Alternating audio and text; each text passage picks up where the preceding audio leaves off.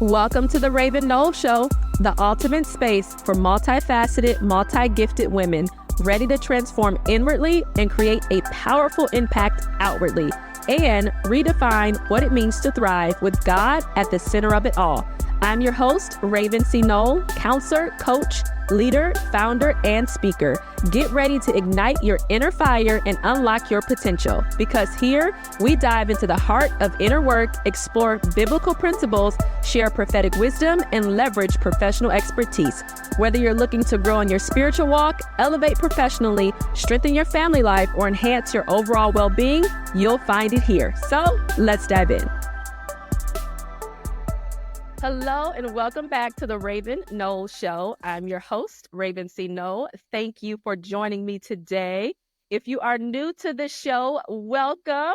It is going to be an exciting episode because we have a special guest today on the podcast where we're going to be diving into how to navigate seasons when God feels distant. I know that all of us have experienced a time or two when we felt as if we could not hear the voice of the Lord, and we were uncertain about how to move forward, how to navigate that season, and what direction to go into. And so in today's episode, I get to chat with Crystal Hulbert about hearing God clearly when it feels silent. So whether you're driving, working out, grabbing some quiet time, sipping on some coffee, let's lean into this conversation because I believe it's going to bring a level of encouragement and certainty to your heart today. So hello, Crystal. Welcome to the show. Hello. I'm so excited to be here. Awesome. I love your pink. You look so vibrant. Thank you.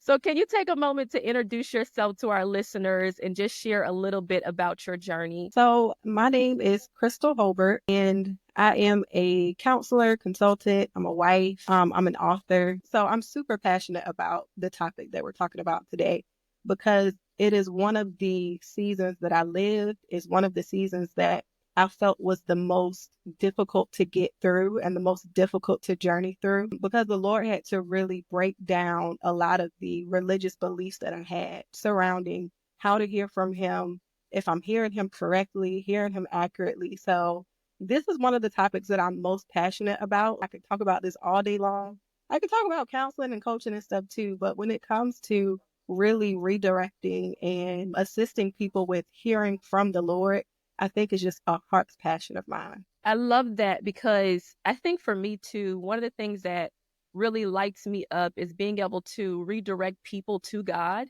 And I think Yeah. so often we start to think that we can't actually hear Him, right? That there is only certain people that can hear Him.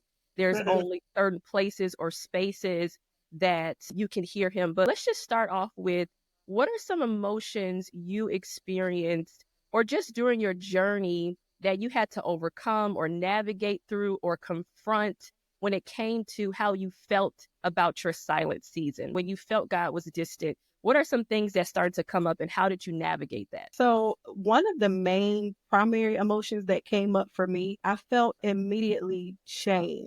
So when I noticed that I was not able to hear from God as consistently as I was accustomed to, noticed that I started to feel shame. I started to feel like it's something wrong with me, because I always just taught growing up, just me being a preacher's kid, you ready, always have a word. And I adopted that belief. So when the Lord took me on a journey with hearing from Him in different ways, and I immediately felt like that distance or that silence, I didn't know what to do. So my first thought was, is the Lord upset with me? Did I do something? Like, those self-righteous and those religious beliefs started to literally flood and crowd my mind. And then I remember sitting down one day, and the only thing that I knew to do was to pull on my history with the Lord. So I had to pull on who I knew Him to be, what I knew His character to be. And Yeah. I remember thinking, Lord, I know that you desire to commune with me. So why are you silent right now? I'm going through one of the most difficult times in my life, and I feel like the teacher is silent, right? And that time I had to force my emotions to really believe that the Lord is who He said He is. Mhm. right? So my emotions were trying to cloud my judgment. It was trying to cloud just what I knew the Lord to be, my overall faith. Yeah. And had to make the decision to say, Lord, I know who you are. Let me really dive into the why are you silent right now? What is it that you're trying to get to me? What is it that you're trying to teach me? And in that moment, I started to realize I was so accustomed to hearing the Lord just audibly. Mm. So obviously, I can hear the voice of the Lord just that's easy. But if I was going on a walk or through dreams, visions, I was not as keen to hear his voice. So I would have a dream, like, I don't know what that means. And I would immediately just go to the person in the church that they interpret dreams, right? Mhm. And Mhm. so the Lord started dealing with me and how he spoke in different ways. And I remember one of the things the Lord told me was, if you hear from me correctly, then you'll speak for me responsibly. And that has always been my heart's desire. Lord, I never want to misspeak. So I will be silent unless I know for sure you're saying something. In that moment, I went on a journey with, now I'm hearing him through journaling. I'm hearing the Lord through dreams and visions. I'm hearing the Lord through nature. I know it sounds strange, but I would go outside and the trees are blowing and it would be a prophetic sign. And I would start Mhm. hearing different things from the Lord. Initially, the first thought was, and the first emotion was shame. It was, did I do something wrong? So all of those self-righteous, well, maybe I can just pray a little bit more and fast Mhm. and thinking that I can move the hand of God to do something that he was actually just teaching and training me how to hear him in a new way. So, I love that you said that because I think my question is, how did you realize he was silent? Because there can be times we go to God, right? And we may not get an answer right away. And it's like, okay, maybe the next time I pray, or maybe he'll send a confirmation through someone else, or maybe after a couple of days, he'll start speaking about whatever it is. But at one point, did you feel like this is like a silent season? Like, God, where are yeah, you? Where did that sign come from for you? the Lord and I, we have a relationship to where every morning I would wake up and I am protective about my devotion time with the Lord. So it doesn't matter what's going on. I don't care if I have a million things to do. The first thing that I'm going to do is turn that worship music on, Yeah. open the journal, open up my Bible, and tune everything out. And I started to notice that in those moments, even though I had the word in front of me, I did not hear him. So I could sit there and I could read through scriptures and I could give a word for someone else.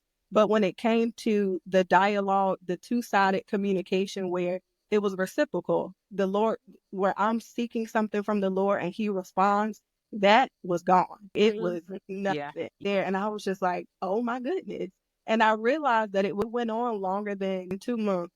And I went to my pastor. I was like, look, don't word, don't ask me for nothing. Please don't call me up here for anything. Like I have something is wrong.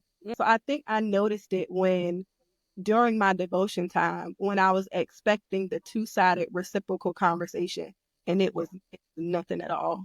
Yeah. That's no joke when you just be like, God, wait a minute. I know you talk. I know you speak. Where are you at? And I love that you said too, when you were transparent about the fact that you were serving in church, right? You are a part of a church during this season. You are navigating that. You are used to hearing God's voice. And then someone who is serving the Lord goes to this silent season, right?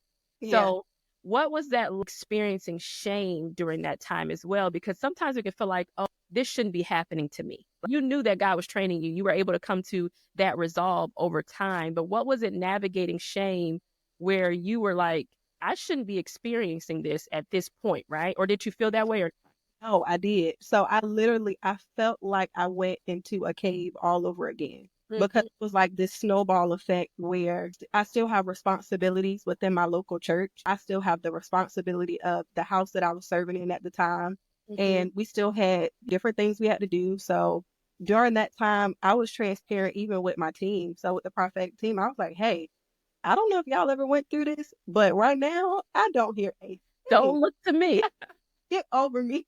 Don't hand me a mic. Don't ask me what the Lord is saying because I'm so serious when it comes to this is what the Lord said. I'd rather not say anything at all than to pull something that he did not say. And my team knew that about me. So I was fine with she don't have anything to say. I sure don't. Yeah. And initially they gave me tools. Oh, are you praying? Are you doing this? And I said, I'm doing all the things, y'all. I think the Lord is training me in a new way.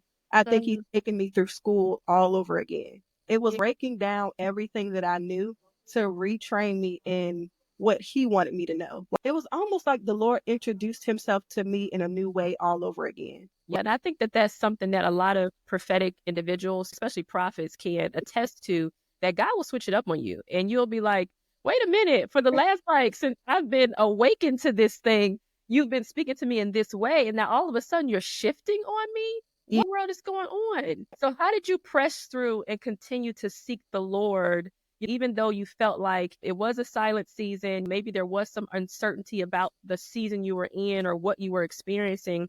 How did you continue to seek God's voice during that time? How did you press through that? during that time, I initially turned off all distractions. Mhm. And what I like practically, what I had to do was I got off of social media because this was a heightened time of social media where the pandemic was fresh. We had just started. People were Yeah. panicking. There were so many voices, so many words, so many things happening. And I had to fight against the fleshly side to have a word. At that time, there were so many things. What are the prophets saying? What is the direction from the church? And I knew the Right. Lord was taking me through school all over again. And I was not permitted to speak at that time. So I Mhm. initially got off of social media. I turned off distractions and I intentionally grew another desire for the word. So because I was waiting for him to give me the next instruction, I knew enough to know the only thing that I have right now, which is enough, is him, is Mhm. prayer, and it's the word. So I delved into the word like I never had. And then I started looking up different scriptures about how the Lord spoke. So how the Lord spoke to a donkey, how the Lord spoke to Yeah. Daniel with the writing on the wall, and using those things to get me through that season, literally references from the Bible Mm. and the prayer, but intentionally turning off all distractions. No social media, no. And I even had to limit some of the conversations that I entertained at the time because I knew the Lord was just fine tuning my ear all over again. It affected every relationship, it affected the job, it affected school, just everything. And Yeah. so I didn't want anything to contaminate what I knew the Lord was trying to do and do in me. I think that that's real practical because sometimes we can make it a little bit complex. You know what I mean? And it's really like if you can't hear God, then what you want to be able to do is really do your best to hone into what you can hold on to, right? So remove distractions, remove things that could cloud your judgment if you're hearing Him or whatever that looks like, and Mhm. try to ensure that you have that clarity to hear His voice if you can in that season or to press in.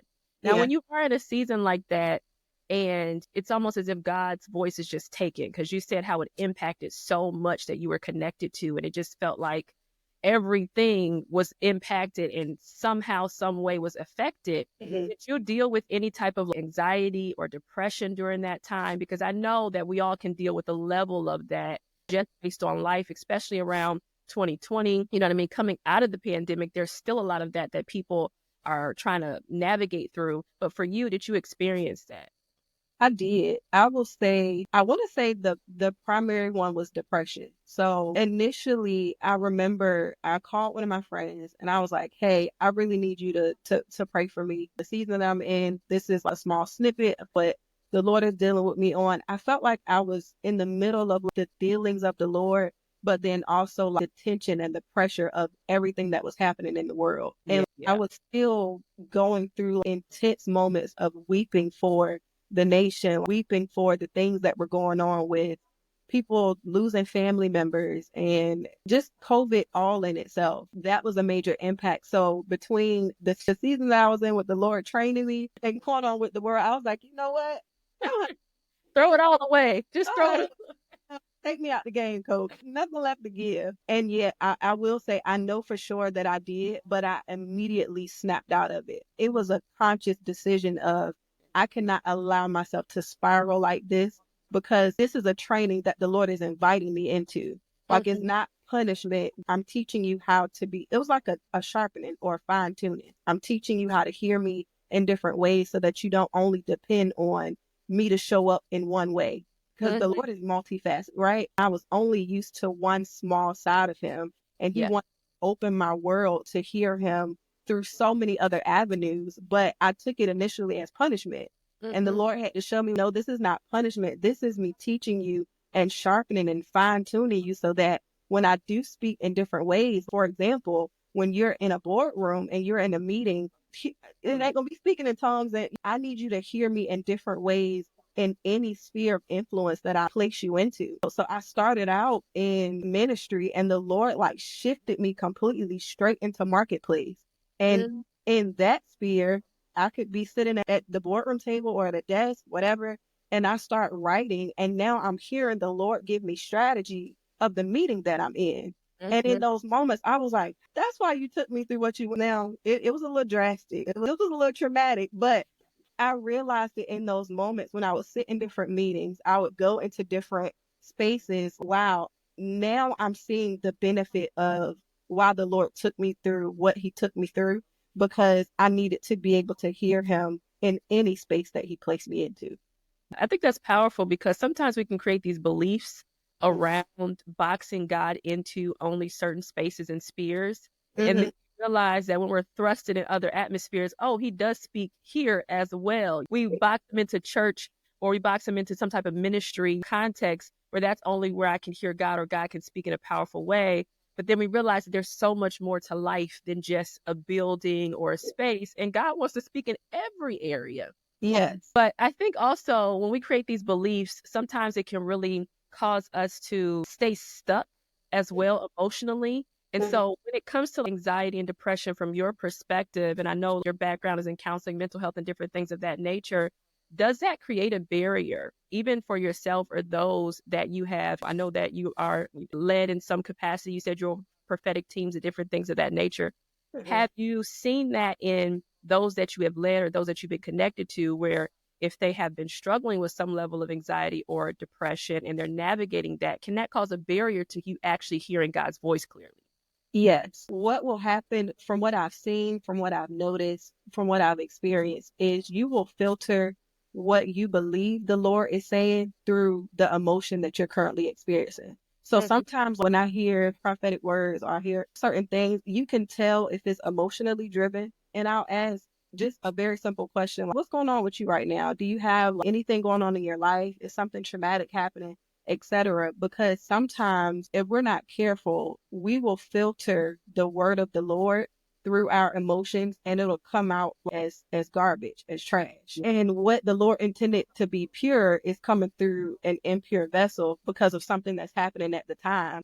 We're not able to decipher the two. Man, I'm really struggling right now. I'm having something traumatic that's happening to me and I'm healing. I'm going through the issues of life, etc. And I hear a word from the Lord, and because I'm dealing with anger or because I'm dealing with feeling rejected or whatever the emotion is that come out in the prophecy, if that makes any sense at all. mm, Those are the questions where I start to dig a little deeper and just ask, are you okay? Just a very simple, let's have a conversation because I know what that's like. And sometimes we put on the armor and the facade to always have it all together at all times and mhm. not realize that sometimes we're bleeding. We need time to really sit and to be with the Lord and to have someone to minister to our souls. So yeah, I noticed it when sometimes you'll hear certain things and it's like, that is a word from the Lord, but the way it was said, you need a couch, you want to come sit down, let's have a We need conversation. to talk about something. So on the flip side of that,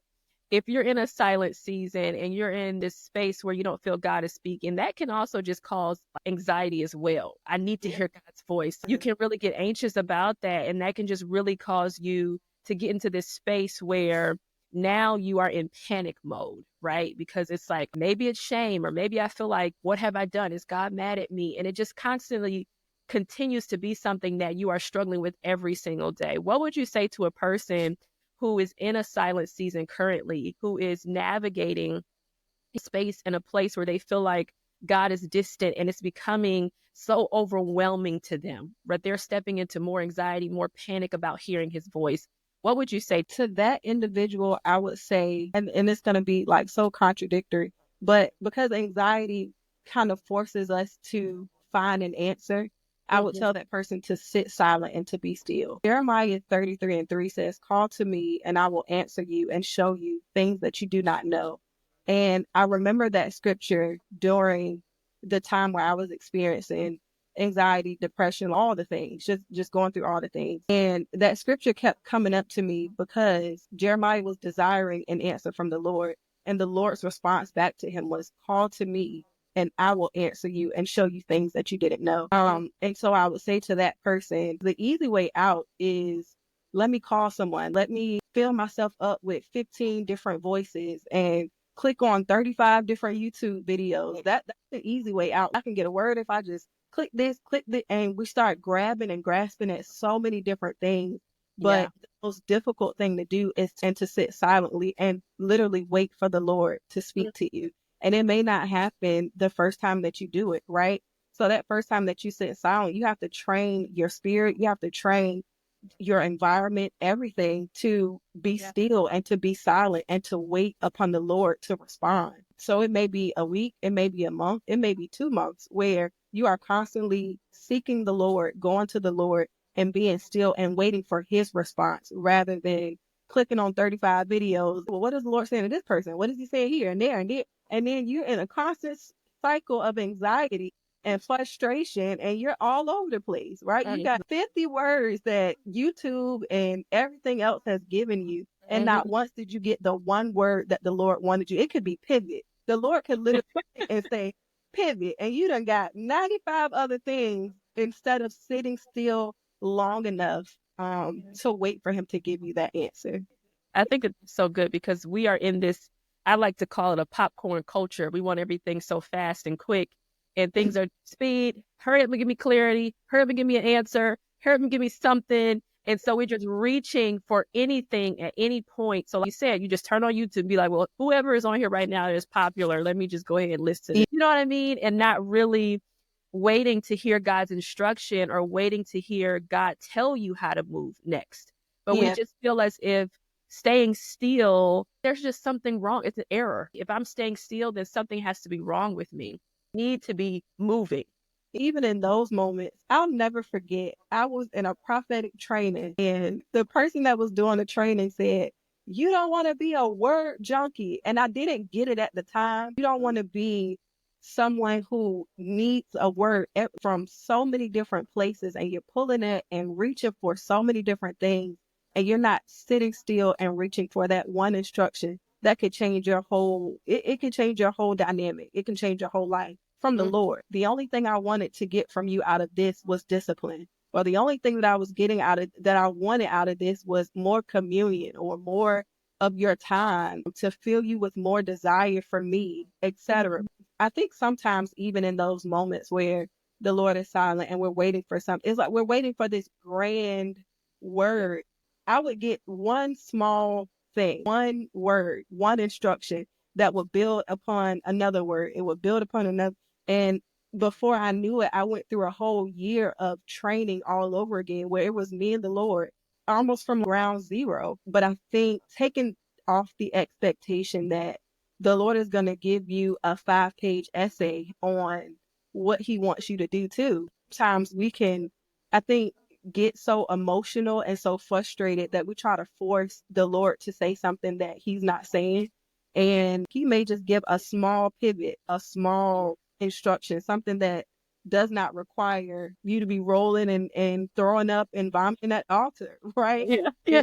Hey, I needed this time for you to teach you how to love me more or how to love my people more, etc. So, And I think it also speaks a lot to our trust factor with God, right? Do we really trust him? You know what I mean? If someone just ups and leaves, if you're struggling with some type of abandonment issue, you're automatically going to be triggered and you may see God as abandoning you. But it's like, do you trust him to know that what his scripture says, that all things are working together for your good? Do you really believe that? And I think that when we enter into some of these seasons where there is silence, we have to really confront our ability to have faith in God, our ability to trust him, and just what that actually looks like. So can you give some practical steps to those that are listening that can help them deal with those, distrust issues and remain connected to God, when they are in silent seasons and they're feeling overwhelmed? Yeah. Some practical steps that I would say is to really up your devotion, for lack of better terms. Yeah. Devotion it's not just music. It's not just sitting silent. You can be in devotion with the Lord if you're a mom and you're washing dishes. You can have communion with God while you're in the car and you're driving to work. So I would say really focusing in on what does devotion look like for you for the space and the time that you're in right now. You may Yeah. not be able to sit 3 hours before the Lord like you could in your single season because now you're married, you're a wife, you got children, you got responsibility, you got different Mhm. things you have to Thanks. do. Stage, I can't sit 3 hours like I used to. So to find time and figure out when I'm giving the kids a bath in the morning, I'm spending time with the Lord too. So Mm, really defining what devotion looks like for you for the time yeah. that you're in. And prayer is a lifeline. It is my favorite. When people say, what is your favorite? It's prayer. So really making sure that you have a prayer life because, for example, when I initially thought that the silent season was punishment, when I actually pressed into prayer, the Holy Spirit literally redirected that thought immediately and Yeah. gave me language and corrected me even in that moment of no, this isn't the Lord punishing you, but I only would have gathered that in the place of prayer, right? In that intimate space where I'm vulnerable, I'm able to communicate with the Lord. He's communicating back to me, etc. So devotion, prayer, and having good accountability. So Mhm. I can say that the people that I was around at that time, I trusted them enough with my vulnerabilities. I Yes. trusted them enough with the fact that they knew the Lord. I didn't just go to one of my friends that's like, well, I don't believe in God or I didn't know. I had accountable circle to where I was able to share those vulnerable spaces and they would give language or they would speak back into me when I felt discouraged because I wasn't where I used to be or I wasn't where I thought I should be with the Lord and this journey. Because I thought it was going to be a 2 to 3 month journey. It turned out to be a whole year. The Lord just redirected me, and that's where the book comes from. But devotion, prayer, and having good accountability, godly counsel around you to really speak into where you are and to sober you up when your mind and your emotions start to get inebriated with the Mhm. season that you're in. I needed sober minds and Yeah. sober people to speak into those places. Yeah. I love that you said that. I think sobriety is that thing that combats some of these misbeliefs or beliefs that we have that don't align with what the Yeah. scripture says and doesn't align with God's nature. And so pressing into prayer, devotion, just ensuring that we don't limit him to a time of day, right? But Yeah. knowing that we are walking with him all day really does help us stay connected with him, which Yeah. ultimately will birth sobriety in us. Yeah. Love that. Well, thank you so much, Crystal. This really enjoyed it. I think that sometimes, again, we can make things very complex, and they're not as complex as we make them because our emotions and our feelings make it seem as if it's bigger than really what it is. So I appreciate you being transparent, you telling us and walking us through your own season. I would love for you just to tell the audience as we wrap up today more about your book that you have and that you're going to be releasing in December. Absolutely. Thank you. So, my book will be releasing December 1st, and it is entitled Surviving the Silence of Heaven. And it literally is a practical guide on hearing the voice of the Lord. So, it goes through different distractions that we may encounter. It goes through the nature of God, who He is, who He's not. It goes through certain things that we may go through in life that could cause a blockage.